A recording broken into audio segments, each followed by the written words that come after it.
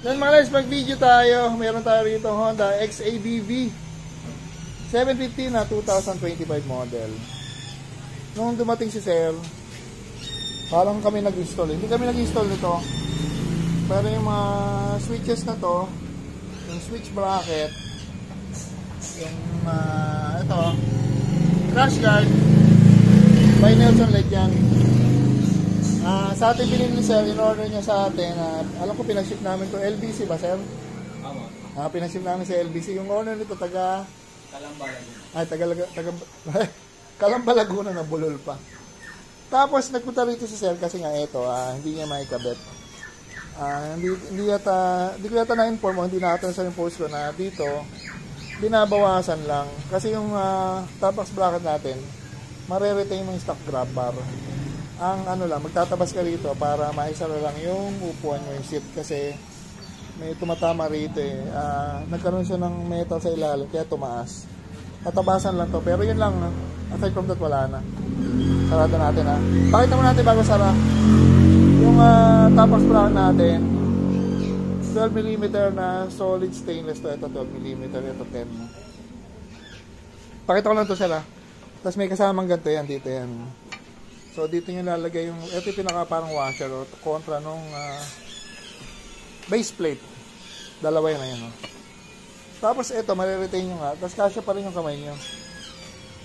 Saka maganda rito, dual support yan ito. Wala siyang part na nag-single. Ito kasi nag-abot na rin yung double. Kaya matibay.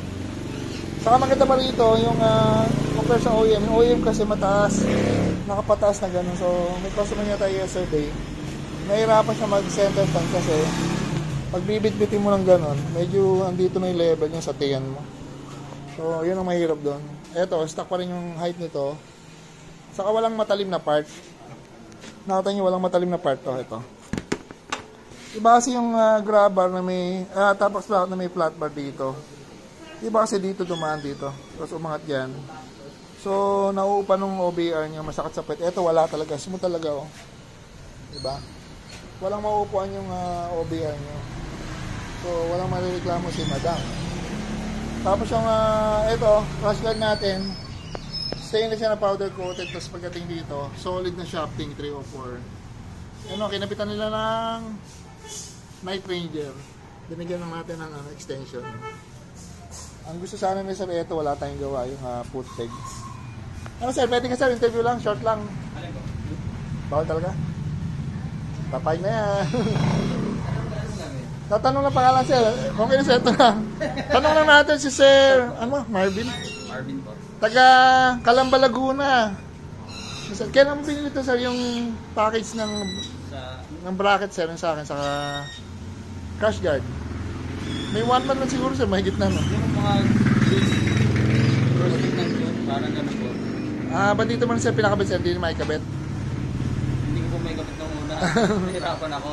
Yung pala may tapas konti Sir. Tapas po, gagawin. Anong dating motor mo Sir? Wala, mga small cc lang Sir, mga NMAX, tapos yung Patio. Tapos talon agad sa 750 na napakamahal Sir. Ano po pangalan ni Madam Ma'am? Leia. Si Ma'am Leia, mag-boyfriend, girlfriend. Sawa po. Mag-asawa na pala, ba't nahihiya? Kala ko mahiya. Kuya, baka makita ako ng mga pasyente ko. Ayun o. Buti supportive si Ma'am, sumasama maski malayo. Oo naman, ako nga po nag-insist sa kanya eh. Oo nga. Parang mabreak nila rin ako. Hindi pa natatravel to ng malayo? Ngayon pa lang. Ngayon pa lang po. Pero wala yata ang dalang raincoat. Meron po, meron. Ready naman pala. So, balik na kayong Calamba Sir. Balik na po. Diretso mo na ang Baguio Sir, short ride. Plano namin po. Ha? Planado na. Ako rin hindi pa na Laguna, ano pa lang to, Tagaytay pa lang yung sa akin.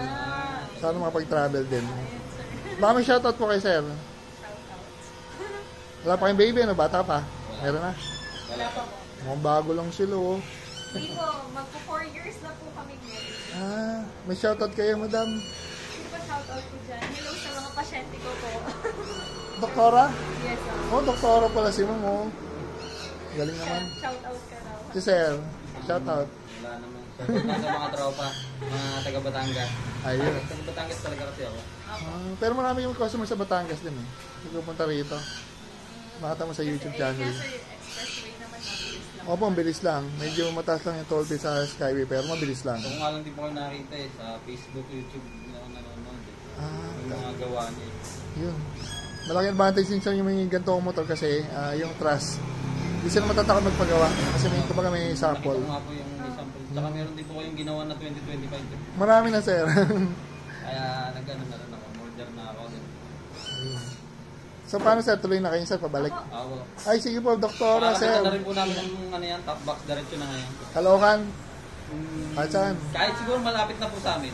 Ay sige po, ingat sir. Ingat sa biyahe po, ingat. Thank you. Yan, video na natin to. Nagpadagdag si sir ng radiator guard. Ito. Yung radiator guard natin, alam ko 3 mm yan. Siguro 2 mm na shafting stainless. Ayan, no?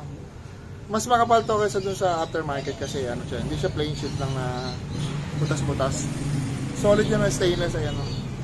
Saka may distansya siya kaya maski ba to tumama, safe na safe yung radiator. Ayan. Napakadaling kabit yan. 1,500 lang, napakamura. Kasi atin yan, saka yan, ating top box bucket. So yan mga lights, na tayo rito. From Calamba, Laguna, si Sir Marvin. Thank you.